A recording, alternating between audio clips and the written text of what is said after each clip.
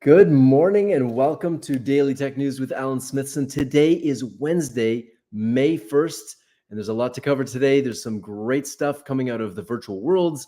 We got some AIs, and we've got a furry dog and Eminem and crypto. All right, let's get started. Here we go.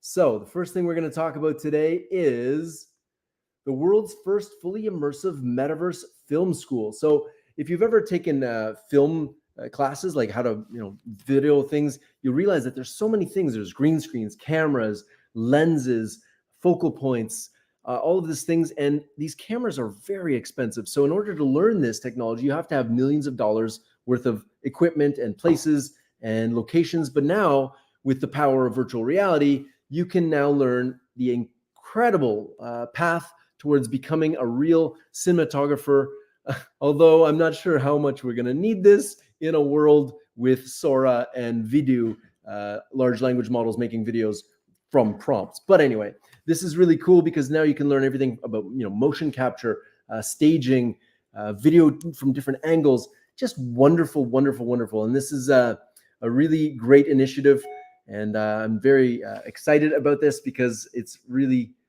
it's one of those things that I've watched grow from the very beginning, and my friend John has been spearheading this, and I'm really excited to share that with you guys today. Another friend of ours has just won, Robin Mulder and her team just won the hackathon for Meta VR hackathon. And this is Homecare Helper.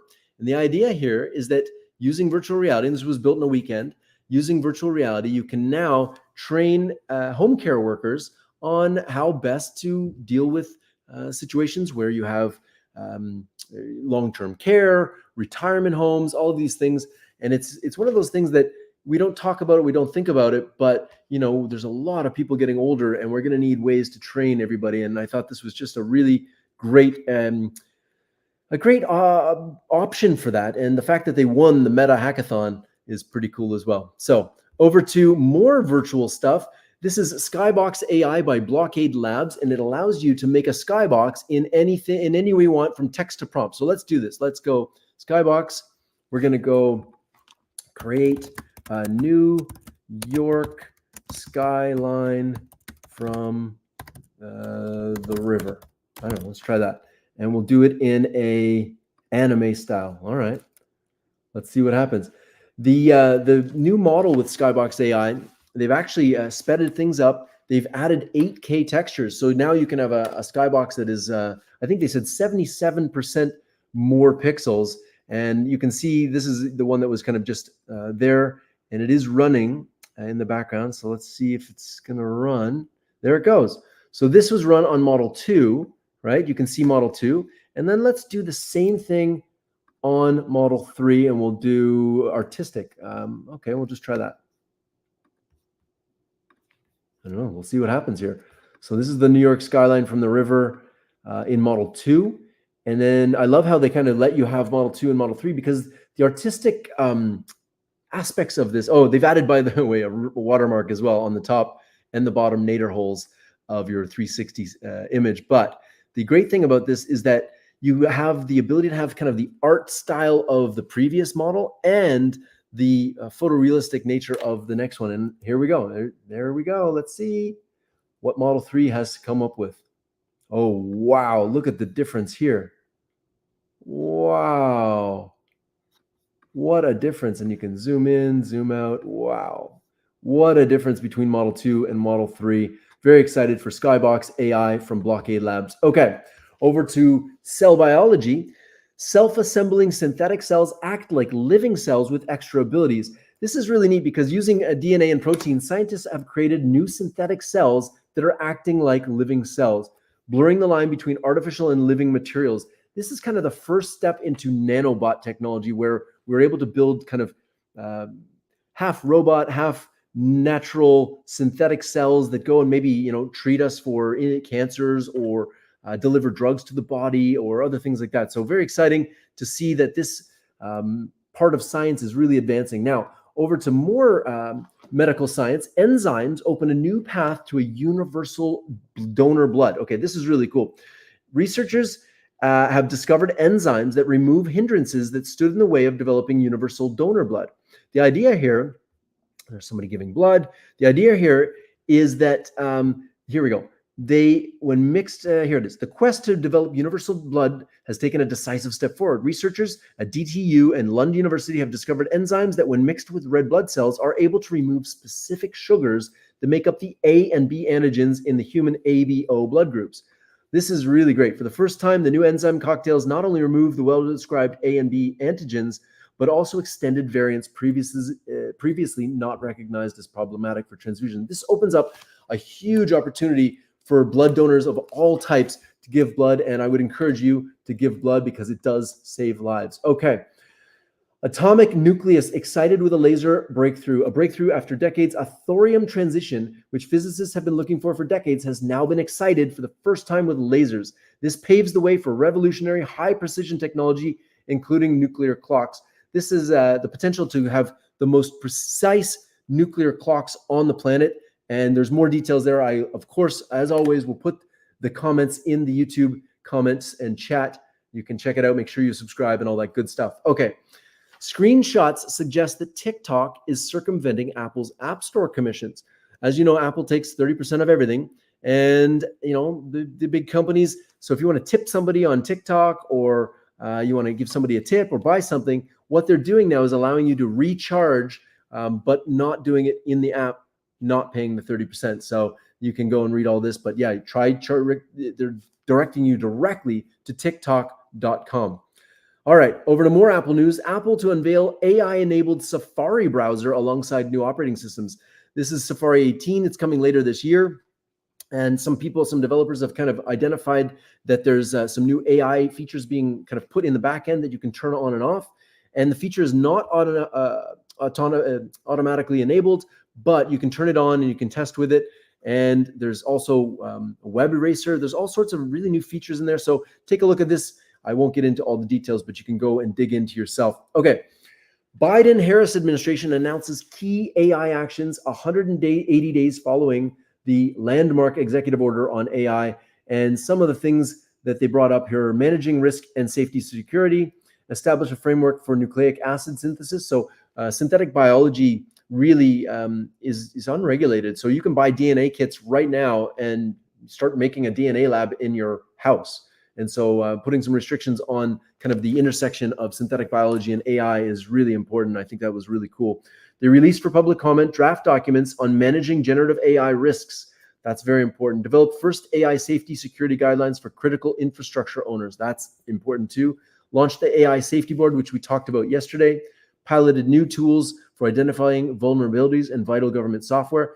It sounds like they're doing all the right things, and hats off to the administration for doing that. I just wish they would bring a little bit more diversity to their advisors. Okay, over to an AI pin. So we've been talking about kind of the AI pin from Humane, but there's a new one called Rabbit, and that one came out just shortly after CES or during CES. And MKBHD, Marquez Brownlee has something to say about it. Make the thing and then put it on sale. Now it's like, put it on sale and then deliver the half-baked thing and then iterate and make it better. And hopefully with enough updates, then it's ready and it's what we promised way back when we first started selling it. And then this whole period in the middle is a mess. And it's across all kinds of product categories too. We've seen this with gaming, like huge studios are delivering half-baked games saying, oh, it's an alpha version, like there will be updates. But meanwhile, it's a full-price AAA game that's just got an unacceptable number of bugs and issues. It's also happening with cars and vehicles getting announced and then delivering with like a half-finished state where you just don't get a lot of the features that you paid for. And they're eventually coming soon with a software update. Smartphones, obviously, we've been seeing this for years, but it does seem like now more than ever, there's at least one major feature of every smartphone launch that gets announced, but that's not coming until later in the year. And this is indicative of a bigger problem in the industry where, products are being launched. And, I think this comes down to, Kickstarter really started this and allowed people to kind of sell half-baked product ideas, which is great for startups, but not so great for the consumers. I've been burned a couple times. But anyway, we'll keep innovating and products will keep getting better. Over to spacecraft.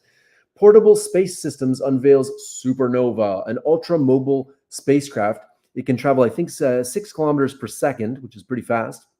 And it has a novel propulsion system called solar thermal propulsion, which is pretty cool. And it will be used to take objects and, I guess, people maybe in and out of orbit. So in low orbit up to high, geostationary orbit. So, and it only takes a couple hours to get back and forth. And it'll be like almost like a tugboat pulling things in and out. So I thought it was pretty cool.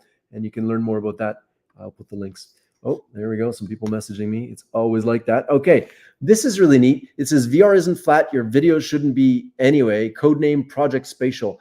I'm not sure what's happening here, but check it out. They've kind of created this weird viewer in VR that you can put your scene inside of a cube and a sphere. Anyway, I'm not sure what that is. If anybody really knows what that is, reach out to me and let me know. That'd be cool.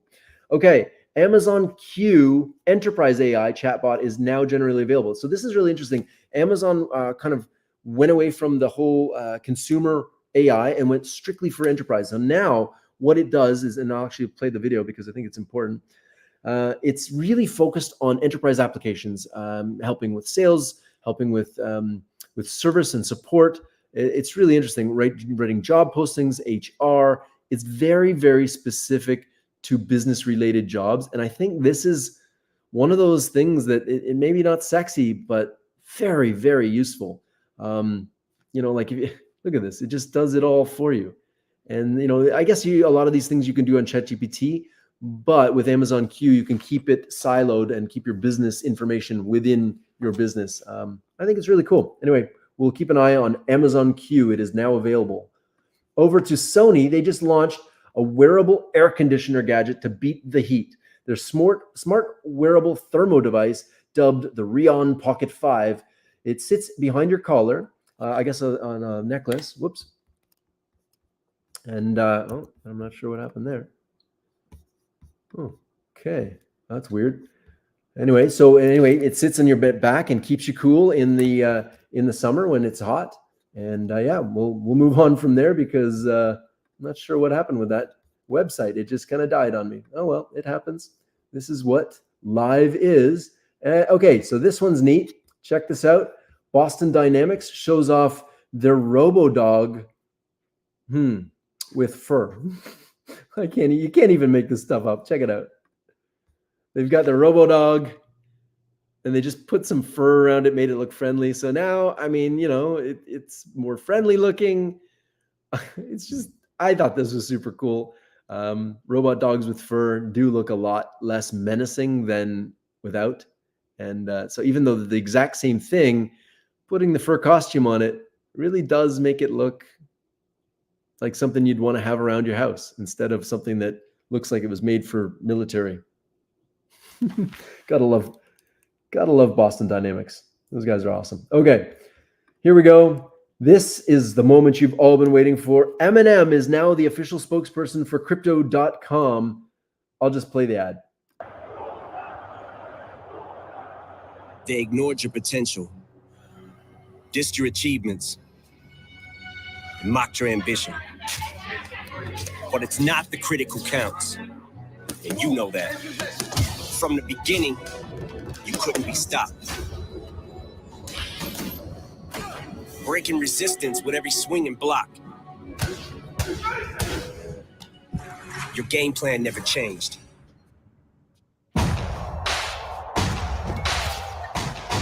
So enjoy this moment.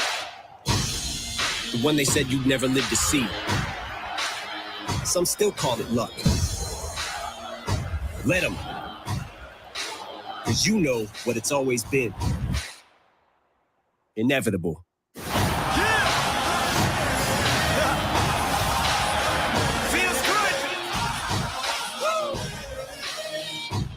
Wow. New Crypto.com. All right. Who knew? Eminem repping the crypto. Looks like things are making a comeback. Anyway, this has been Daily Tech News with Alan Smithson for May 1st. I hope you have a wonderful day, and let's make May count because we only have 3 days till May the 4th be with you. Awesome. Have a great day, everybody. Peace.